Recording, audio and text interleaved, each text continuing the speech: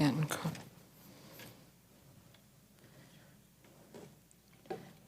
Madam President, Senator from Minnesota. I ask that the quorum call be vitiated so I can speak as if in morning business. Without objection. I'm going to speak on the expected veto by the President of the supplemental budget bill, and I ask that the remarks be put in the appropriate place in the record. Without objection. Madam President, I come to the floor today to express my deep disappointment and the disappointment of so many people in my state with the President's expected decision to veto the supplemental funding bill delivered to him by a bipartisan majority in Congress. This bill provided our troops in Iraq and Afghanistan with all of the equipment and the resources that they need to continue the duties that they have been so bravely performing for more than 4 years. The amount appropriated by Congress rose well above the amount the President requested to give our soldiers on the battlefield. And let it be clear, Congress has given our soldiers in the battlefield all the funding they need. It is the President who will now be blocking it. A few weeks ago, I was driving in Minnesota. It was a beautiful spring day outside of Ortonville, Minnesota. And for what has happened too many times in my short time as a United States Senator, I called one of the mothers of the Minnesota soldiers who have died in this war. Of the 22,000 troops that the President has included in this surge, 3,000 of them are Minnesota Guard and Reserves who were expected to come home in January and February and now have been extended. Now the moms I'm calling are the moms of these soldiers who would have been home in January or February. And when I asked this mother, "How are you doing?" she said, "You know, people keep asking me that, and I don't really know what to say." She said, "Do you have any ideas about what I should say?" And I thought, and I told her that, well, I can tell you what all the other mothers have been saying, and that they've been saying that they wake up every morning and they try so hard to hang together for their family. And then something happens. They see a picture, or they remember something, and they are never the same for the rest of the day.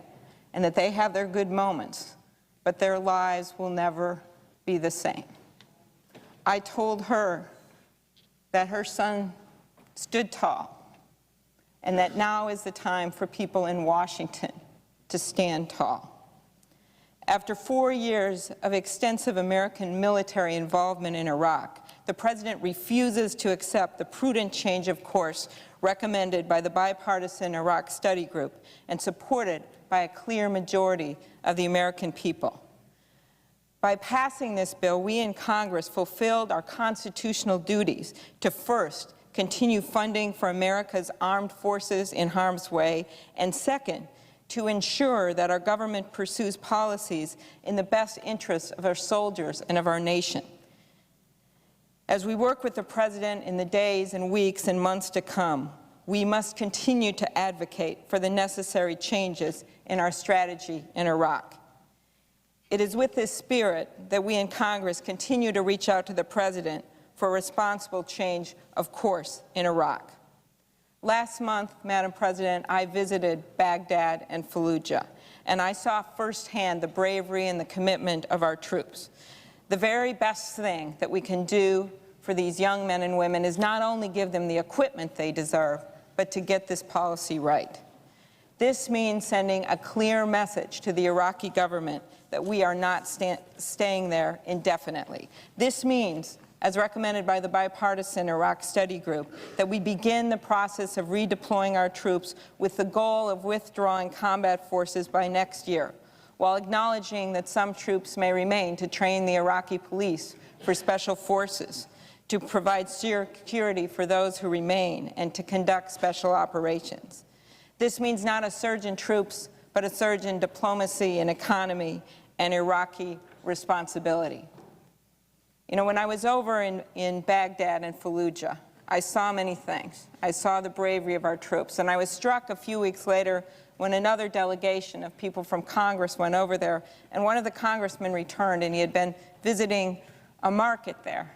And he said that, well, it reminded him of a farmer's market in Indiana.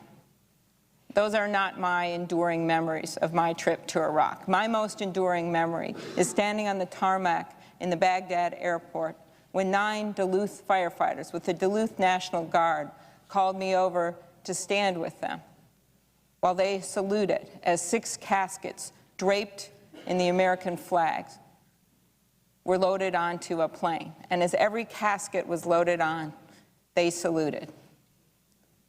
They were standing tall for their fallen soldiers that day. And now is our time in Congress to stand tall. Our troops have done everything they've asked. They deposed an evil dictator. They gave the Iraqi people the opportunity to vote and to establish a new government. It is now the Iraqi government's responsibility to govern. But stability and progress in Iraq depend on the political reforms that Iraqi leaders have promised many times, yet failed to deliver. After 4 years, despite many promises, Iraq has yet to approve a provincial election law. After 4 years, despite many promises, Iraq has yet to approve a law to share oil revenues. After 4 years, despite many promises, Iraq has yet to approve a de-Baathification law to promote reconciliation. And after 4 years, despite many promises, Iraq has yet to approve a law reining in the militia. Our men and women in uniform cannot deliver these kinds of reforms to Iraq. This is up to the Iraqis themselves. As the bipartisan Iraq study group recommended, Iraqi leaders must pay a price if they continue to fail to make good on key reforms that they have promised the Iraqi people. After 4 years, what have we gotten? Benchmarks without progress, promises without results, claims of accountability without any consequences. And why should we expect the Iraqi leaders to do any better when they know that the president continues to accept their excuses for inaction and fails to impose any penalties for their lack of progress? That is why the bipartisan Iraq study group made clear that, and I quote, if the Iraqi government does not make substantial progress toward the achievement of milestones on national reconciliation, security, and governance, the United States should reduce its political, military, or economic support for the Iraqi government. That report was issued 5 months ago, Madam President. Meanwhile, the President has simply stayed the course that he has continued to pursue for the past 4 years. And not surprisingly, little progress has been achieved in Iraq. The Iraqi government will understand and finally take responsibility only when it is crystal clear to them that our combat presence is not indefinite and that American combat troops are going to leave. That is the responsible change of course that we in Congress are seeking. And the American people are looking to their leaders in Washington at both ends of Pennsylvania Avenue to work together to get this policy right. 2 weeks ago, I went to the White House and met with the President, along with 3 other senators, including 2 Republicans. I appreciated the time he took to honestly discuss our points of agreement and disagreement on the war. I told him that now is the time to forge cooperation with our Democrats in Congress. But the President has chosen instead to veto this bill. As we move forward on the funding of this war, we in Congress will do nothing to threaten the safety of American soldiers in the field. But we must continue to fulfill our constitutional duty to exercise oversight of American policies in Iraq. A critical part of this oversight must be demanding accountability for the way in which funds are spent on the reconstruction projects in Iraq. For the past 4 years, the administration has demanded and received a blank check to spend in Iraq. Now we are seeing the consequences of this lack of planning, management, and responsibility. On Monday, the Special Inspector General for Iraq Reconstruction released a report that details widespread failures in the most basic reconstruction projects. The report finds that, in many cases, Iraq's infrastructure and utility systems are worse off than they were before the war. On closer inspection, it turns out that even projects that were declared success stories were considerably less than that. In fact, 7 out of 8 of these projects, which were called success stories, were not operating properly due to plumbing and electrical failures, improper maintenance, possible looting, and the fact that expensive equipment was available but never used. Prior to the 2003 invasion, Iraq's power system produced 4,500 megawatts a day. Today, the same system produces 3,832 megawatts a day. In Baghdad, the city enjoys an average of 6.5 hours of electricity a day. A year ago, Baghdad received 8 hours of electricity a day, and before the war, the city received an average of 16 to 24 hours a day. Congress has provided $4.2 billion for reconstruction of Iraq's power system, and the result has been a more than 50% decrease in the length of time the citizens of Baghdad have access to electricity on any given day. Congress has provided nearly $2 billion to provide clean drinking waters and repaired sewer systems. But, according to the World Health Organization, 70% of Iraqis lack access to clean drinking water. The Defense Department has estimated that the unemployment rate in Iraq is anywhere between 13.6% to 60%. In a recent survey, only 16% of Iraqis said their current incomes met their needs. So after 4 years, we are facing a security situation that continues to deteriorate, an economic situation that continues to stagnate, and a reconstruction effort that cannot provide even the most basic services. My colleagues and I have been asking the difficult questions and demanding answers from this administration. The supplemental bill demonstrates that Congress is reclaiming its rightful role, setting Iraq policy, and more broadly, in our system of government. The President's veto only strengthens our resolve.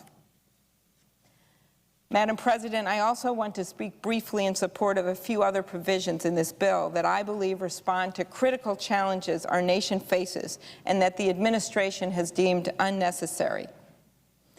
The White House and many of my friends on the other side of the aisle have argued that this bill should not contain funding for anything other than the current wars. And if we were sacrificing funding for our troops in order to meet domestic priorities, I would agree. But having given our troops all they need, continuing to ignore crises at home would be irresponsible. Veterans funding is one of the key parts of this bill. This bill amounted to an increase in veterans funding that was long overdue. The last 2 years when I got around my state, veterans would come up to me, particularly veterans from the Iraq and Afghanistan wars, and they would tell me about how they had difficulty getting treatment. They clearly had mental health issues. And I didn't know if there was any truth to this. I wasn't sure, because of the state of their minds, whether this was true. But then I got here, and I started looking at the numbers.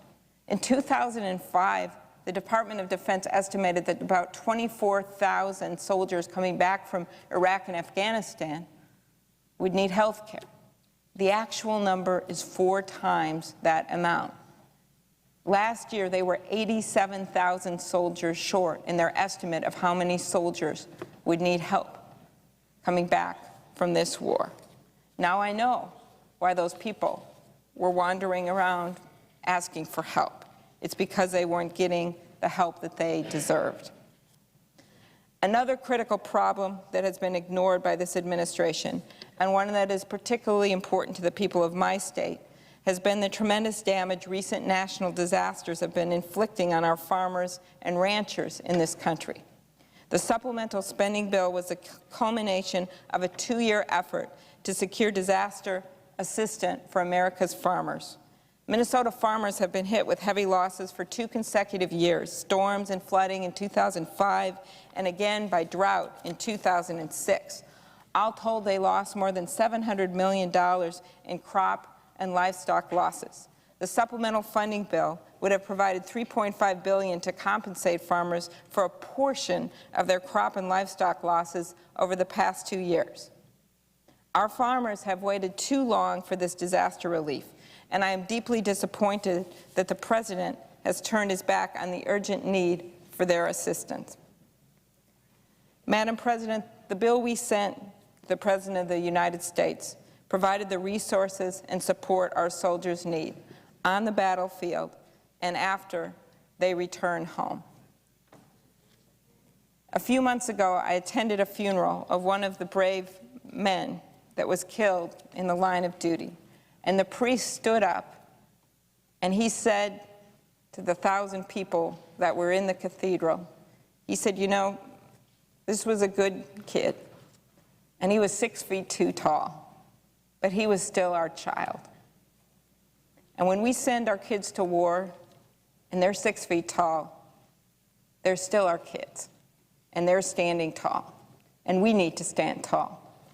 The traumatic brain injury victims that I've seen at the Veterans Hospital in Minnesota, even in their wheelchairs, they're standing tall. Those moms that I talk to on the phone as they struggle every day just to get out of bed, to deal with their loss of their kids that were killed in this war, they're standing tall. Well, now it is time for the President of the United States to stand tall. Thank you, Madam President.